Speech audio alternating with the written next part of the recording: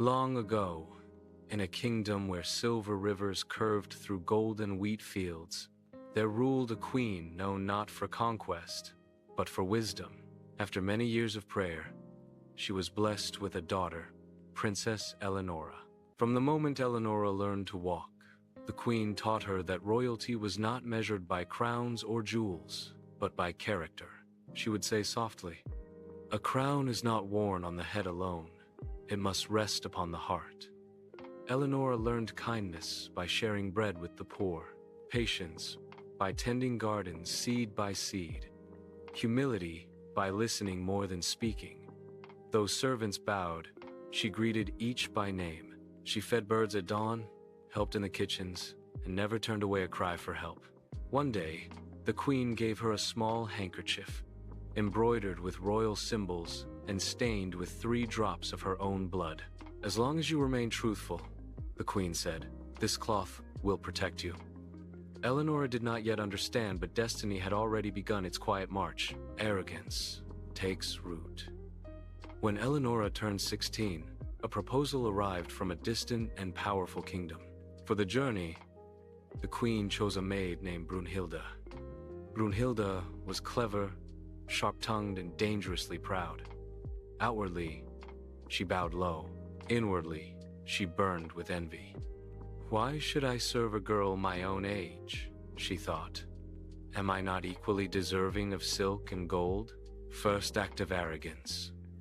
When the queen warned her to guard the princess faithfully, Brunhilde nodded politely but later scoffed. "Old wisdom and fearful words. She treats me like a servant when I deserve more." Her arrogance had already taken root. Obedience refused. As the journey stretched on beneath the scorching sun, the princess and Brunhilde are riding on their horse. On a point, they stopped their horse, and Princess gently, she said, "Brunhilde, please bring me water in my golden cup." Second act of disobedience, Brunhilde sneered. "Drink from the river like any peasant." Shocked but composed, Eleonora knelt by the stream. As her hands touched the water, the handkerchief stirred and whispered, "Remain true, child." Later, the princess asked for help loosening her cloak. Third act of defiance, Brunhilde snapped. "Serve yourself. I am no longer your servant." Then cruelty replaced words. She threatened Eleonora's life, forced her to exchange clothes, and made her swear an oath of silence. The maid mounted the royal horse. The true princess was left stripped of her name, her crown, and her place. At the new kingdom, Brunhilde was welcomed as the bride. Eleonora was sent to tend geese with a boy named Conrad. Though dressed in rags, her grace never faded. Her golden hair shone like sunlight so radiant that Conrad stared in awe. To protect her secret, she whispered, "O gentle wind, hide my hair." The wind obeyed. The geese listened. Even nature knew her truth. At night, she murmured, "Heavens above, bear witness, I remain true." She troubled the queen mother of the new kingdom by dismissing counsel and mocking grace. The king grew suspicious. "A royal bride," he said, "should bring light, not shadows." The king summoned the goose girl in secret. Seeing her sorrow, he said gently, "Speak freely." Bound by oath, she could not accuse Brunhilde. So the king suggested, "Then tell your story to the iron stove. It listens without judgment." As Eleonora spoke, her truth filled the chamber. The stolen identity, the oath, the golden hair, the cruel deception. The king listened silent, unmoving, but his verdict was already forming. The king confronted Brunhilde. Calmly, he asked, "What punishment suits one who steals another's life and honor?" Smiling arrogantly, Brunhilde replied, "Strip her of honor and cast her into shame." The king rose. "You have judged yourself." The great hall fell silent.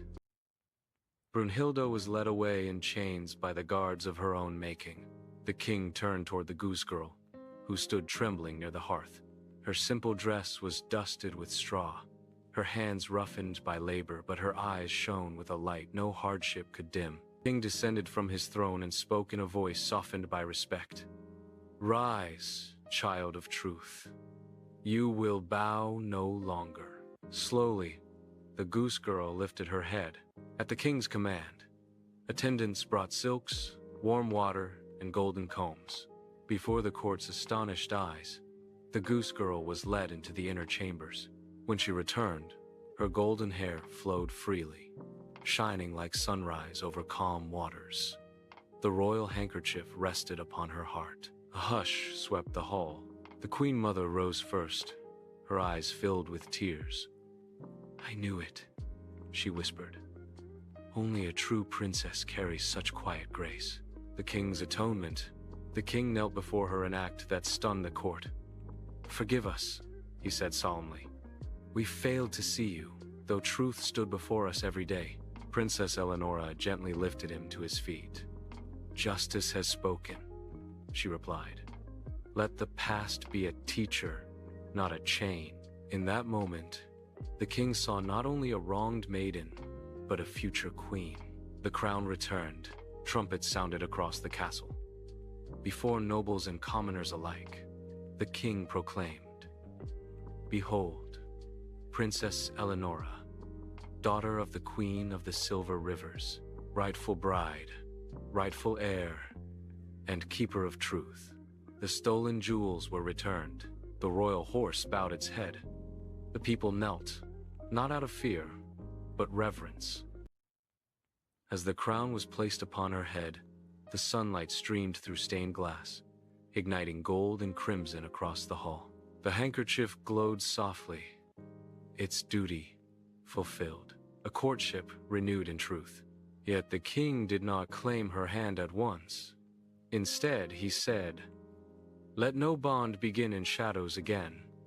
If you choose me, let it be freely." Days turned into weeks. The king walked beside her in gardens, listening rather than commanding. He learned her compassion, her wisdom, her quiet strength. They spoke of justice, of mercy, of ruling with fairness. Where deception had once stood, trust was rebuilt, stone by stone. At last, beneath the open sky and ringing bells, the kingdom gathered once more, not for deceit, but for celebration. Princess Eleonora entered not as a traded bride, but as a chosen queen. The king took her hands and vowed, "I will honor truth, as I honor you." She answered, "I will guard this kingdom, as I guarded my soul." The bells rang, the people rejoiced. Doves took flight. The queen who knew suffering. As queen, Eleonora changed the kingdom. Servants were heard. Justice was tempered with mercy. Truth was rewarded, not punished.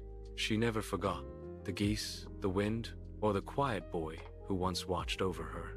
Each year, she returned to the fields not as a ruler, but as a reminder. Greatness is not born in palaces alone, it is forged in truth.